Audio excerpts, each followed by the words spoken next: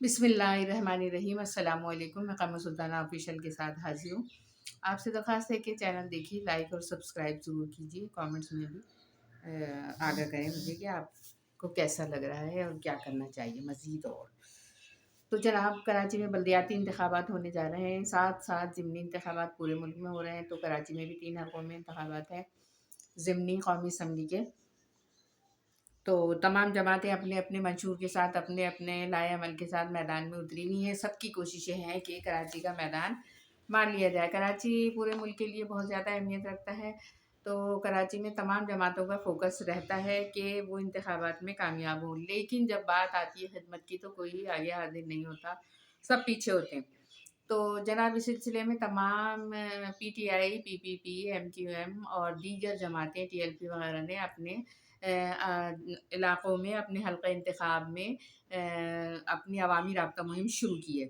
तो अवामी राब्ता मुहिम जो है इनफरादी, इज्तिमाई और कॉर्नर मीटिंग्स और इस तरह से जारी और सारी है। जबकि पीटीआई जो है वो जलसे कर रही है, वो बड़े-बड़े जलसे कर रही है पूरे पाकिस्तान में। और आज शायद कराची में भी उनका कोई जलसा है जो वो बड़े पैमाने पर कर रहे हैं। उन्होंने कॉर्नर मीटिंग वगैरह कुछ नहीं किया, अवाम से कोई राब्ता नहीं किया। इसी तरह पीपीपी ने भी अवाम से कोई राब्ता नहीं किया, किसी इलाके में नहीं आए।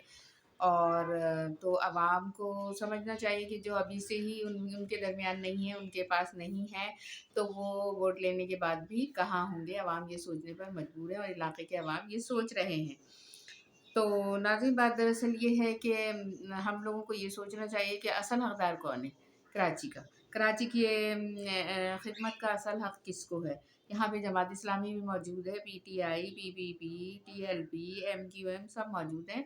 लेकिन जब से हम लोग क्या कहते हैं वोट डाल रहे हैं, खुसूसन अब जो नई नई नस्ल आ रही है वो भी ये देख रही है और उन्होंने दौर देख देख के वो बड़े हुए हैं कि यहाँ किसने खिदमत की है और कौन है जो असल अवाम की खिदमत करना जानता है कि खिदमत किस तरह की जाती है और अवाम को किस तरह से रिलीफ दिया जाता है।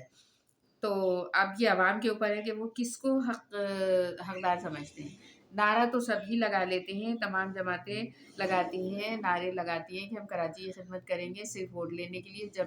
लेकिन जब वोट के बाद का मरहला आता है और अवाम अपनी ज़रूरियात के लिए, अपने मसाइल के हल के लिए उनकी तरफ देखते हैं, तो वो कोई यहाँ नज़र नहीं आता, कोई सुनवाई नहीं होती। किसी तरह सोचा जाता है कि उनको कहीं से पकड़ के लाया जाए, इलाके के मसाइल दिखाए जाए, लेकिन वो लोग मौजूद नहीं होते। उन्हें पता भी नहीं होता कि यहाँ के मसाइल क्या हैं। क्योंकि इसकी एक मिसाल अभी पिछले ही दिनों की है कि कई एमपीए कराची से मुंतखब हुए जो कराची के मुकामी नहीं थे, और उन लोगों ने कराची से, हम खुद हैरान हुए हमारे इलाके से कैसे आए हैं लोग जिन्हें हमने देखा तक नहीं है। और जब तक वो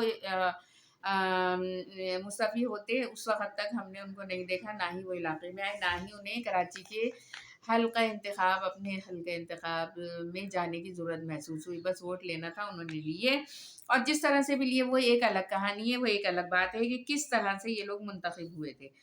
तो ये सब सब अवाम जानते हैं कि अवाम ने किसको वोट दिया था और मुंतखब कौन हुआ था और कैसे वो हुकूमत बनाने में कामयाब होते हैं। तमाम पार्टीज़ का यही है।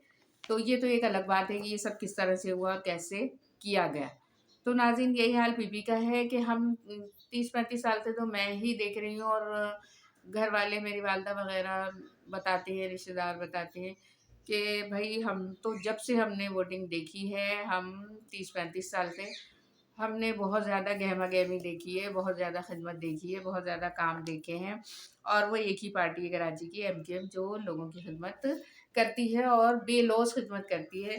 गो के कुछ अरसे से ऐसा नहीं हुआ, उनकी मकबूलियत का गिराव कुछ गिरा है, लेकिन इसका ये मतलब नहीं है कि वो पीछे हो गए या अवाम में उनकी पज़ीराई नहीं है। अवाम अच्छी तरह से जानते हैं, अवाम ने ये भी देखा है कि 30-35 साल से जो लोग यहाँ पर हैं, बल्दिया में भी और असम्बलीज़ में भी, तो उन्होंने किस तरह से अवाम की खिदमत की है। क्योंकि वो लोग अवाम में रहते हैं, अवाम की रसाई उन तक है, अवाम उनके दरवाज़े तक पहुँच जाते हैं, अपने काम करा लेते हैं, बल्कि इसकी नौबत ही नहीं आती है और काम तो पहले से ही होने लगते हैं। थोड़ी-सी गिराफ़ में कमी आई है, उसका ये मतलब नहीं है कि महाजिर अवाम भूल चुके हैं कि उनकी खिदमत कौन करता है और कौन करना चाहता है। تو عوام کو ہمارے عوام کو اچھے اور برے کی پہچان ہے، وہ جانتے ہیں کہ انہیں کون ان کے مسائل حل کر سکتا ہے، کون ان کو ریلیف دے سکتا ہے، کون ان کے دل کی آواز کو سمجھ سکتا ہے، کیونکہ عوام نے دیکھا ہے کہ اگلے پچھلے حالات جو ہیں عوام کو نظر بھی رکھنی چاہیے، اور بہت سے لوگ جانتے ہیں کہ اگلے پچھلے حالات کو اگر ہم دیکھیں تو ہمارے ساتھ کس نے اچھا کیا۔ ہمیں 11 ارب روپے کا لالی پاپ دیا گیا، ہمارے کوٹا سسٹم لگا کے نوکریوں پر قبضہ کیا گیا، جو نوکریاں آتی ہیں صاف کہہ دیا جاتا ہے کراچی والے کوشش نہ کریں، کاروبار پر باہر کے لوگ لا کے بٹھا دیے گئے، پانی جو ہمارا آتا تھا، ہمارے ایریاز میں آتا تھا، بیچ میں سے کٹ کر کے نئے نئے جو گوٹ اور گاؤں بنائے گئے ہیں وہاں پہ دیا جا رہا ہے۔ کراچی پر ایکسٹرا لوڈ اس قدر ڈال دیا گیا ہے کہ گیس، پانی، بجلی ناکافی ہے، اور اس پر مرے پہ 100 درے والی بات یہ ہے کہ مردم شماری میں انہیں کم گنا گیا، جب کم گنا گیا تو سہولیات بھی کم دی جا رہی ہیں، جس کی وجہ سے کراچی کی عوام پانی کی بوند بوند کو ترس رہے ہیں، بجلی کو ترس رہے ہیں۔ گیس کی لوڈ شیڈنگ کا اعلان کر دیا گیا، 24 گھنٹوں میں 6 گھنٹے آپ کو گیس ملے گی۔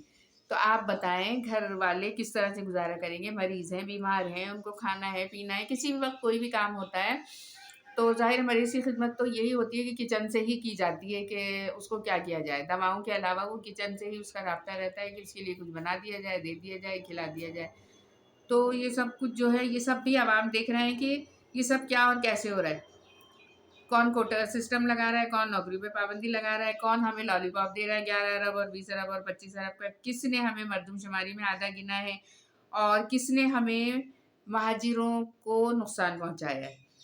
تو یہ سارا وقت جیسے جیسے قریب آ رہا ہے گہما گہمی بڑھ رہی ہے، عوام سے درخواست ہے کہ بہت اچھی طرح سوچ سمجھ کر فیصلہ کریں۔ گو کے علاقے عوام سمجھدار ہیں، انہیں پتہ ہے خدمت کا درجہ کس کے پاس ہے اور کون خدمت کرتا ہے۔ تو ظاہر ہے اللہ تعالیٰ لوگوں کو صحیح فیصلہ کرنے کی توفیق عطا فرمائے، اور لوگ خود بھی کوشش کریں کہ وہ صحیح فیصلے کریں، اگلے پچھلے حالات پر گہری نظر رکھتے ہوئے فیصلے کریں اور اپنے ووٹ کا حق استعمال کریں۔ تو اگر وہ بہتر فیصلہ کرتے ہیں تو اپنے ضمیر کے آگے سرخرو ہوں گے، اور ضمیر کے آگے سرخرو ہونے کے لیے بہتر فیصلہ ہی ضروری ہے۔ تو میری عوام سے گزارش ہے کہ بہتر فیصلے کے لیے اپنے پچھلے اور موجودہ اور آنے والے حالات کو بھی دیکھیں، سوچیں، سمجھیں کہ انہیں کیا اور کس طرح کرنا ہے، اور اپنے ووٹ کا فیصلہ کریں کہ کس طرح سے کرنا ہے۔ تو یہاں پر اتنا ہی، آپ سے درخواست ہے کہ اپنے گلی محلوں کی حفاظت کا خیال رکھیں، آپس میں اتحاد، اتفاق، محبتیں برقرار رکھیں، ایک دوسرے سے رابطے میں رہیں، اور ایک دوسرے کا خیال کرتے ہوئے الیکشن کی تیاری کریں۔ اللہ حافظ۔